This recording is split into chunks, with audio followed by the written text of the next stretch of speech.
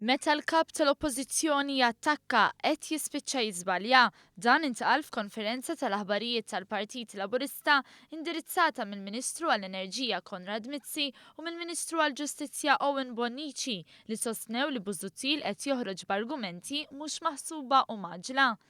Mizzi nota kif l-Oppożizzjoni qiegħda tagħmel minn kollox biex tipprova twaqqaf il-proġett fil-qasam tal-enerġija. Dan hekk kif fl-aħħar xhur kontinwament ippruvat tqajjem dubji dwar kemm il-Gvern qed jimxi mar-regoli f'dan il-qasam. Dubji li iżda l-Oppożizzjoni ma jingħatax raġun dwarhom il-Kummissjoni Ewropea. Fakkar kif għal mistoqsija minn membru parlamentari Ewropew tal-Partit Nazzjonalista dwar il-proċess kompetittiv brabta ma' dan il-proġett, il-Kummissjoni Ewropea reġettat raġun lill-Gvern Malti.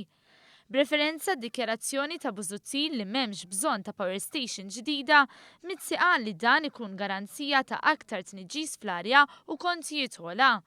Tenna li bil-proġett il-ġdid inalqet il-Power Station tal-Marsa u se tiżarma Dellimara 1 u għalhekk il-politika ta' Busuttil tfisser aktar tniġġis tal-arja. Argumenti żbaljati li qed isiru wkoll dwar il-qasam tal-ġustizzja. Il-Ministru Bonnici saħaq li Simon Busuttil qed ibati minn amneżija politika u stenbaħ 29 sena u 30 tard e kif bħala parti minn Gvern Nazzjonalista m'għamel xejn biex itejjeb il-mod ta' kif jinħatru l-ġudikanti. Dan minkejja li jiftaħar li kiteb żewġ manifesti elettorali iżda fihom ma jsemmi xejn dwar il-ħatrit ta' membri tal-ġudikatura. Owen Bonnici għamel referenza wkoll għad-dokument li ħareġ il-Partit Nazzjonalista f'Diċembru li għadda fuq il-governanza li fih kien hemm miktub li l-Oppożizzjoni Nazzjonalista kienet ser timxi mal-proposti tal-Kummissjoni Bonello f'dan ir-rigward. Iżda mbagħad ressaq Private Members Bill li ma tinkludix dawn l-istess proposti.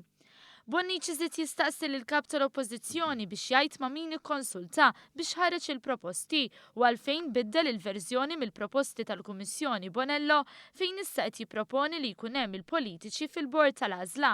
Għal darb'oħra sar l-argument li l-kap tal-Oppożizzjoni mhuwiex kredibbli.